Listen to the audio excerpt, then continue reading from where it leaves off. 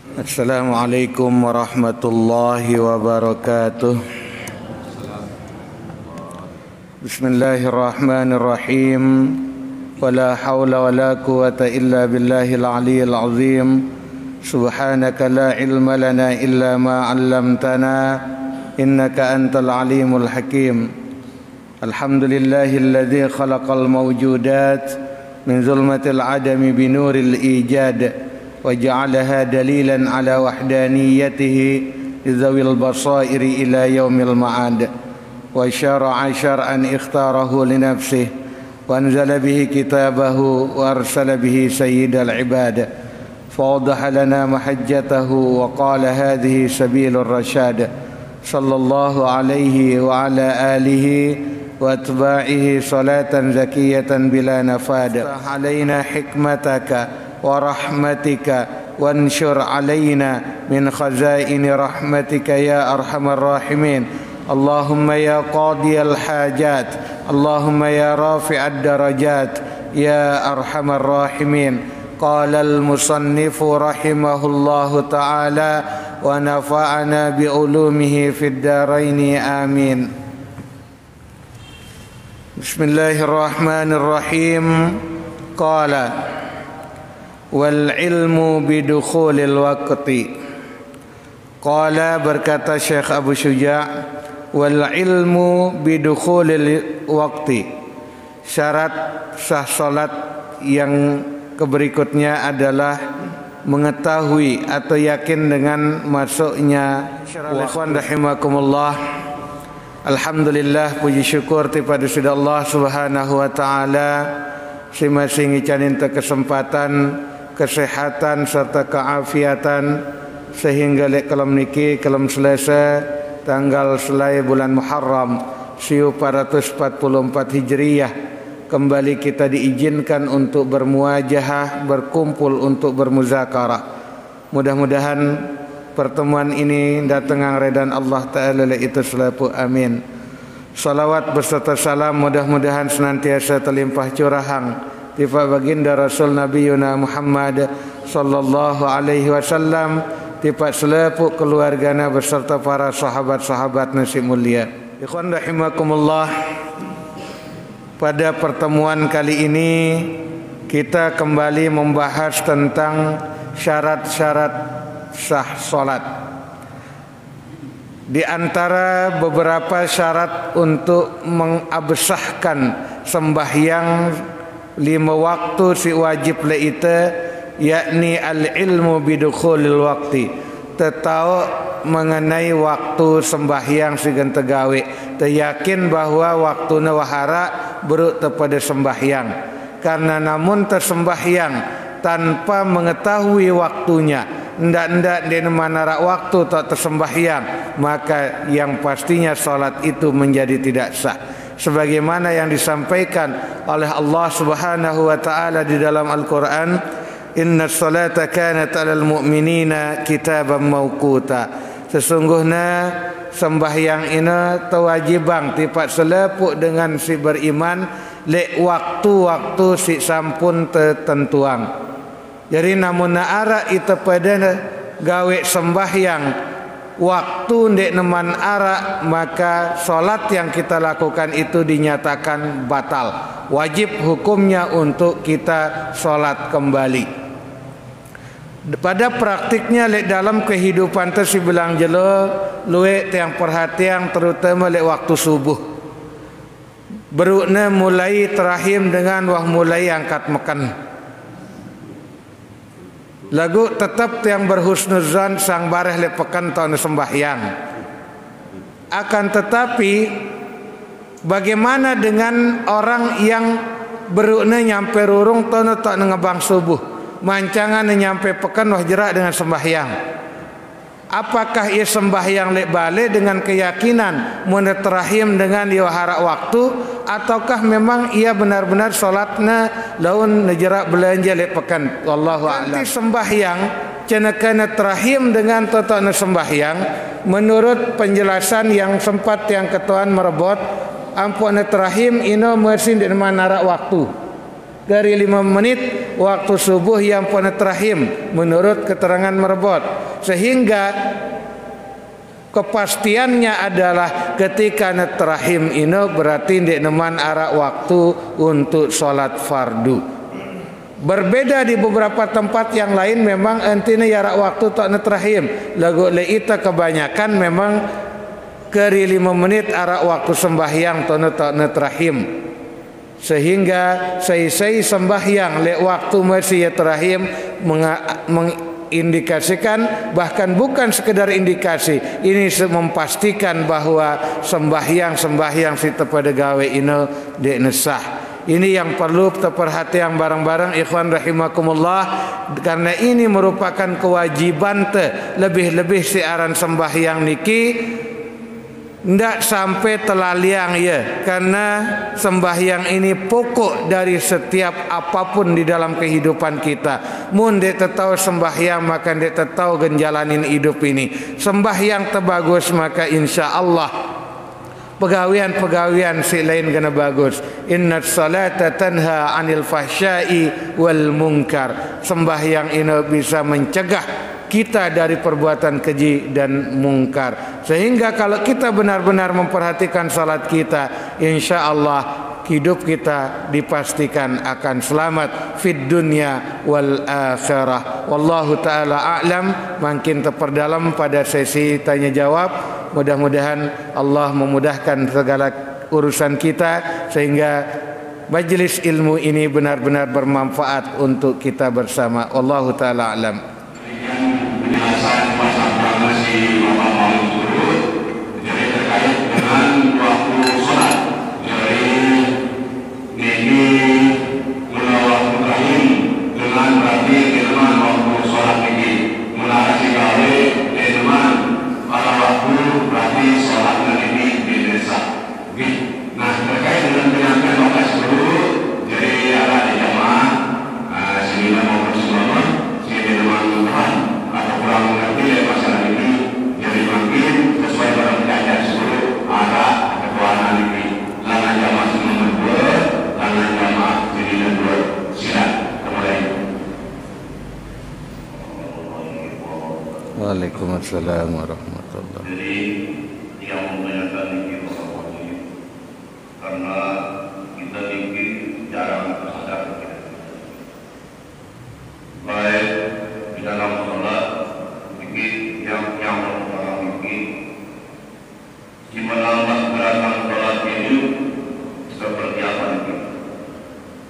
Apa boleh yang kita lihat di dalam guna kadang-kadang mulut ada kadang-kadang dari tahiyat lalu dua orang lagi kes yang orang ini tidak ada yang mati perlu dijelaskan oleh Bapak ini. Terima kasih. Wassalamualaikum warahmatullahi wabarakatuh. Menambah gerakan dalam sholat dan pemahaman dari penanya yang ditanyakan terkait dengan beberapa jamaah yang dilihatnya melakukan duduk istirahat. Ikhwan rahimakumullah, lek dalam tersembahyang niki ketika sebelum uras lekan sujud si kedua untuk kemudian berdiri melanjutkan rakaat keberikutnya, disunnahkan hukumnya tetokol mara angkun tetokol tahiyat. Itu disunnahkan tokol semendak kemudian baru tembutang, dan ini bagian dari sunnah hayat. Andaikan pun kita tinggalkan tidak terlalu berpengaruh, cuma yang pasti ini hukumnya sunnah, bukan termasuk bagian menambah gerakan sholat yang membatalkan, bukan. Ini termasuk sunnah duduk seperti itulah yang disebut dengan duduk istirahat. Wallahu ta'ala a'lam. Terkait ngosap mua namun datang hilap le pertemuan si julu sampun niki. Waalaikumsalam. Ada orang-orang yang lain dalam sholat besar. Bagaimana batasnya sholat asar? Kadang-kadang sholat asar, kadang-kadang hampir terakhir orang baru sholat asar. Apakah masih waktu asar terakhir bagaimana Ustaz? Yang kedua adalah saya pernah mengalami telat dalam sholat subuh.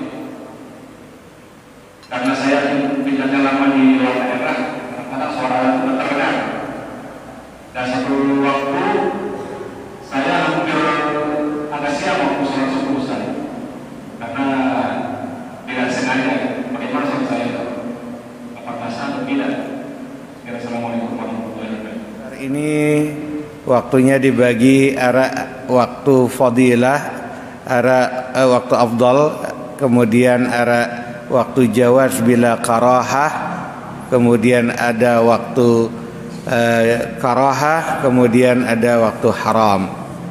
Ketika sembahyang asar cenekan dengan terahim maghrib, maka hal itu masuk kategori ketika itu tinggal 5 menit, maka itu bisa saja mendekati waktu haram atau mungkin akhir dari waktu makruh.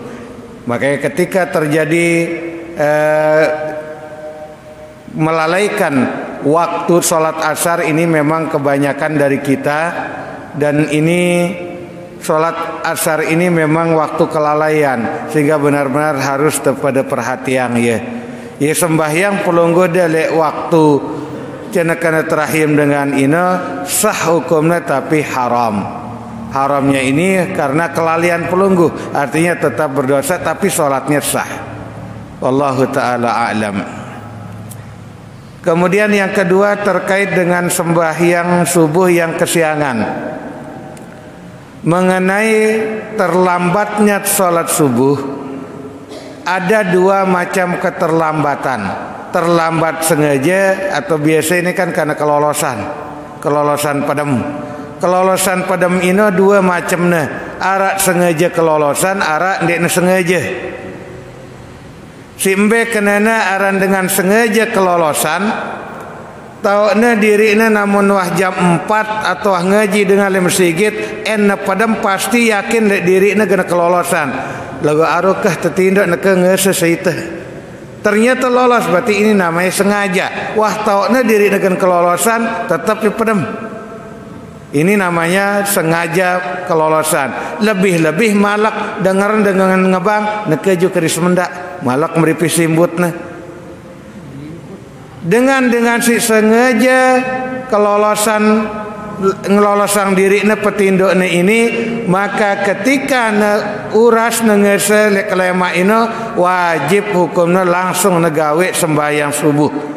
Tapi karena sudah habis waktu subuh, maka sembahyangnya tetap hukumnya sembahyang qada, ndik na ada. Sudah bukan lagi adaan karena sudah keluar dari waktunya. Sekewala tetap begitu na urasino wajib langsung na sembahyang. Berbeda apabila ia ini kelolosan dek na sengaja. Kebiasaan menetindo jam 2 tetap yang ngese ngombe-ngombe lalahna ngese ya lewat waktu subuh. Lagu ini tumben-tumbenan. Pinaknya ya lolos isi Allah Ta'ala, maka ini yang disebut dengan kelolosan yang tidak disengaja. Dengan si kelolosan tidak disengaja ini, waktu urasino sembahyang tetap sembahyang qada. Lagu bau timak dina langsung sembahyang, bareh mudina lalu makan jampon sembahyang subuh kanggu. Selama dina man ara waktu zuhur.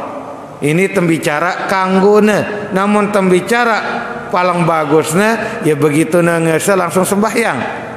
Kalau kita membicarakan boleh tidaknya kanggo nenggawe aktivitas yang lain terlebih dahulu, baru setelah itu dia salat asalkan belum masuk waktu zuhur. Wallahu taala a'lam.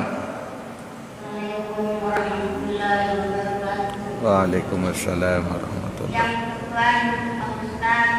Sembahyang itu kan harus betul. Untuk hukumnya dengan ikhwan karena waktu berdiri saat ini sembahyangnya. Yang mohon penjelasan Pak Ustaz. Assalamualaikum warahmatullahi wabarakatuh. Waalaikumsalam. Sembahyang ini rukun sembahyang itu yang perlu kita ingat, berdiri betul. Berdiri betul dalam setiap gerakan sholat di waktu berdirinya. Jadi ini sekedar sebelum takbiratul ihram dang tanah berdiri betul. Dalam keseluruhan sembahyangnya ketika nembutangnya pembutangnya ini betul-betul berdiri. Lagu ngumbe namun goyang-goyang. Tergantung keadaan dengan ini. Namun karena memang ya penyakit goyang, Ya tidak ada masalah. Tapi kalau ini memang karena faktor kebiasaan, harus dibiasakan untuk diam. Namun ini memang kesengajaan, maka bisa membatalkan sholatnya. Dengan si sembahyang ini tepu, tenang, dan benar-benar bila perlu denara arak penguitnya waktu nembutang. Inilah bagian dari kekhusyuan. Jadi kesimpulan jawaban tiang dengan sing wit-wit awakna ini pada faktor penyakit ataukah memang karena ini sekedar kebiasaan. Mun sekedar kebiasaan maka bisa menjadi batal salatnya, namun karena faktor penyakit ndek nara masalah dengan salatnya. Wallahu taala a'lam.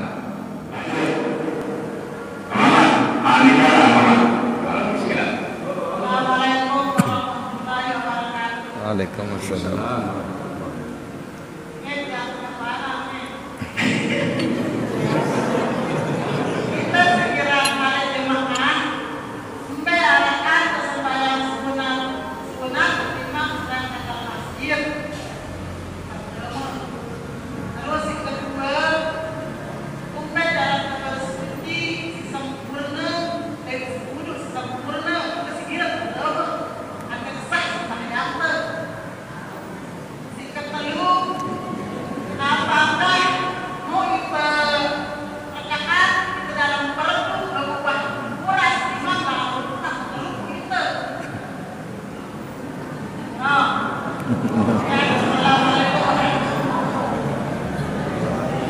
Ikhwan rahimakumullah,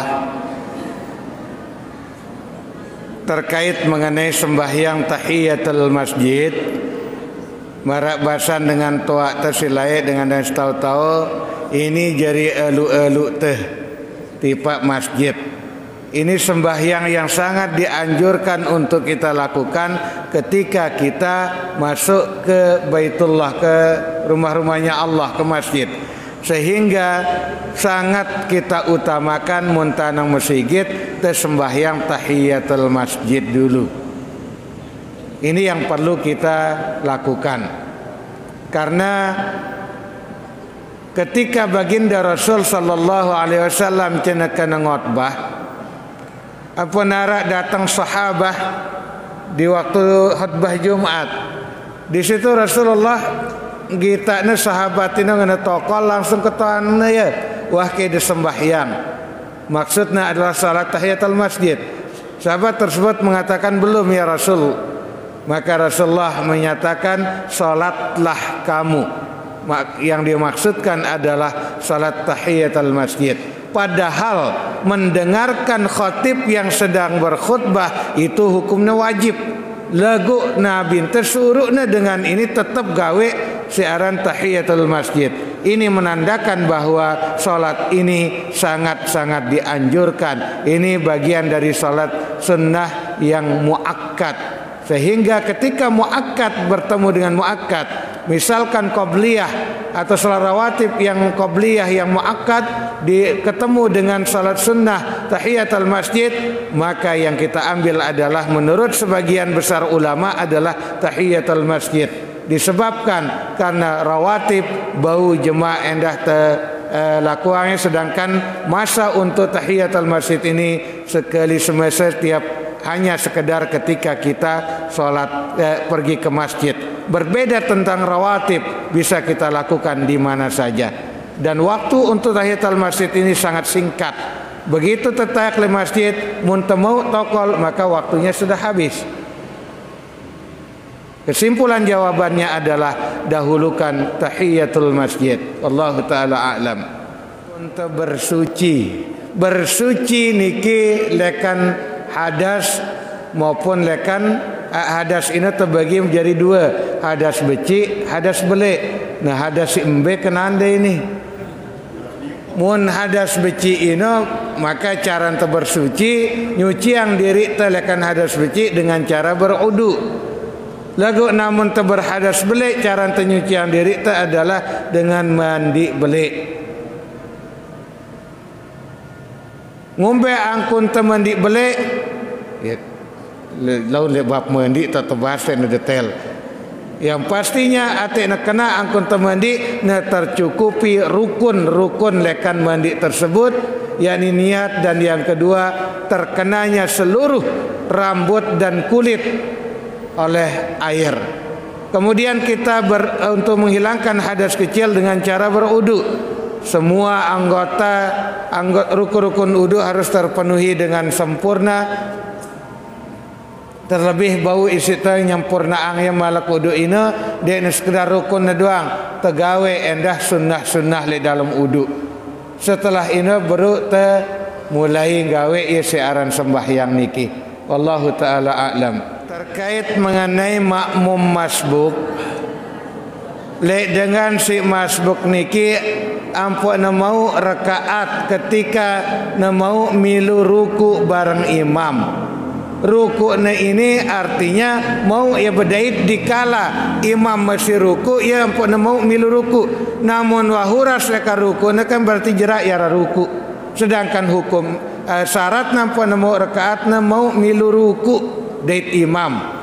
Namun wah uras imam leka rukuna apalagi marangan pelinggi desi beru ya masih butang, otomatis dia ketinggalan dan dia mau rakaat. Wallahu taala a'lam.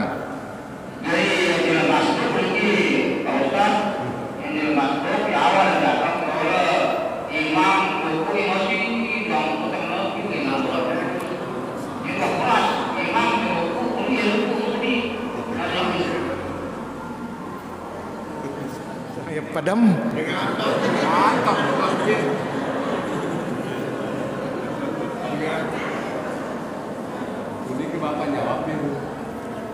Siaran terjadi makmum ini wajib hukumnya terturut imam. Tima itu misalkan apal doa selembar, imam apalnya doa arak sekeret. Ketika ia jadi imam dengan si apal arak sekeret ini sehingga jelap ya melakukan perpindahan gerakan demi gerakan, maka itu jadi makmum terturut jelap dia imam, terjelap terjadi makmum. Mun ia masih butang kemudian imam sampun iktidal, maka ia ketinggalan. Namun dia segera berniat mufarakah, maka batal salat tersebut. Wallahu taala a'lam. Jelas?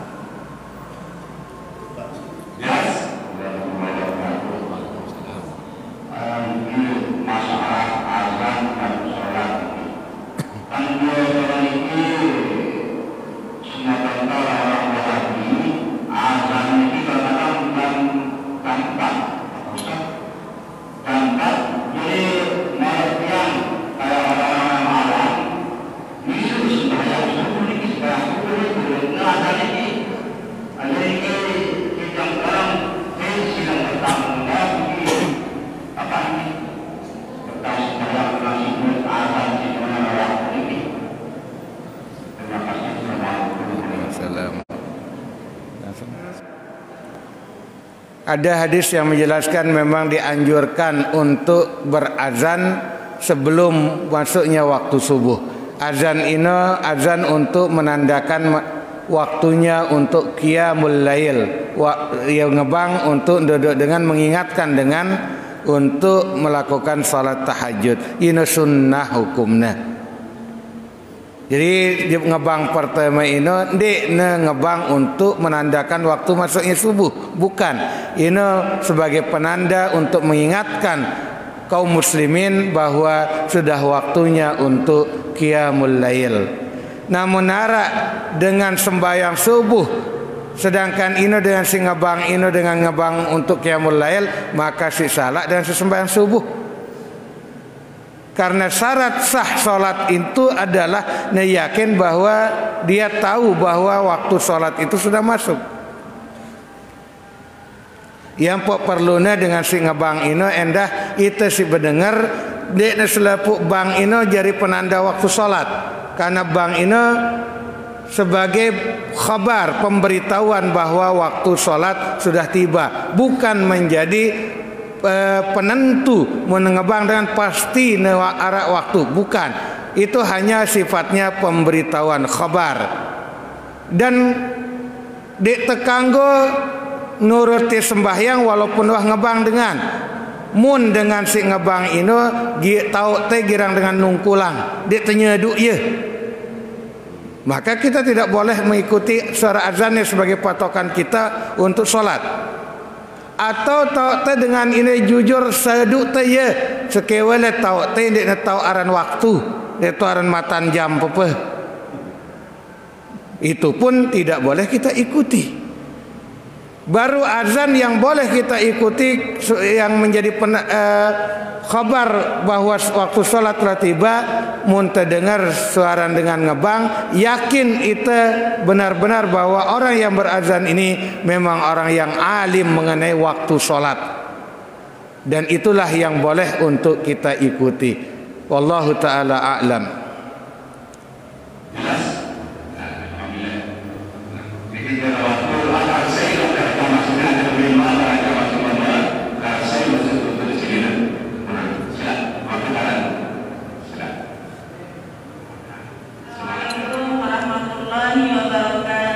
Waalaikumsalam warahmatullahi wabarakatuh. Masalah sembahyang itu yang Tuhan Ustaz di bacaan-bacaan kan tahu misalnya bacaan Al-Fatihah atau doa kita tahiyat lalu kita tahu artinya ini apakah sah sembahyang atau tidak. Assalamualaikum warahmatullahi wabarakatuh. Waalaikumsalam. Rukun-rukun sembahyang terbagi jadi telu, ara rukun qalbiyah, rukun si gawe ne isi ate, yakni niat bareng tertib. Kemudian ara rukun fi'liyah, rukun sembahyang si gawe ne isi anggota awak te. Kemudian ara rukun qauliyah, rukun ucapan. Marak misal takbiratul ihram, kemudian membaca suratul Fatihah dan yang lain sebagainya. Intinya dalam hal ini adalah terbaca.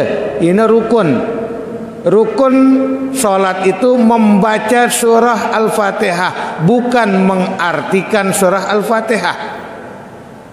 Namun bicara kesempurnaan salat, khususnya kesempurnaan dalam rukun qauliyah adalah memaknai bacaan ma'aniyal qiraah. Selaku apa sih bacana maknain ya, makna ini beda barang arti.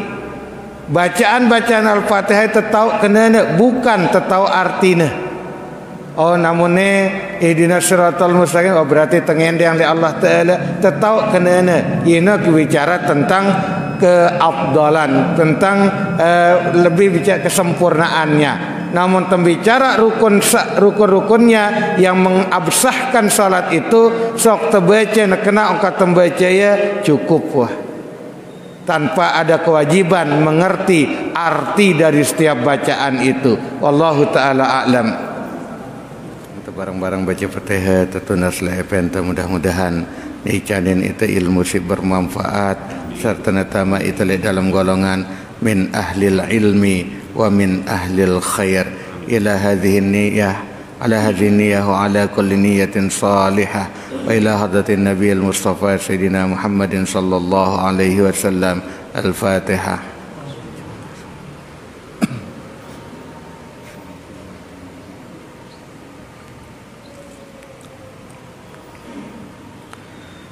Hasbunallah wa ni'mal wakil.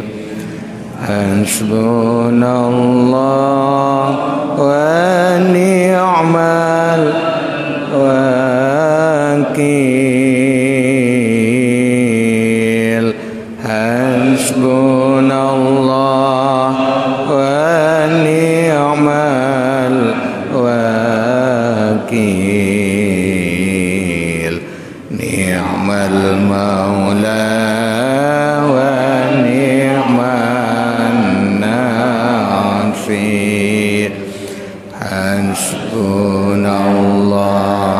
wa ni'mal wakil.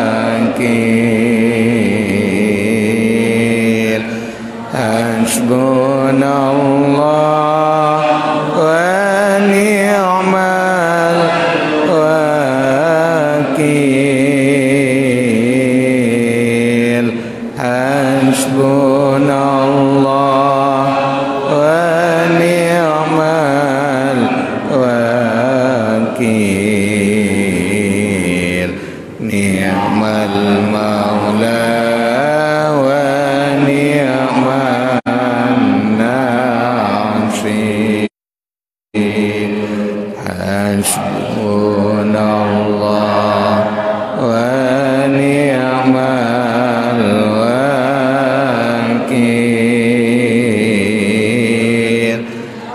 Hasbunallah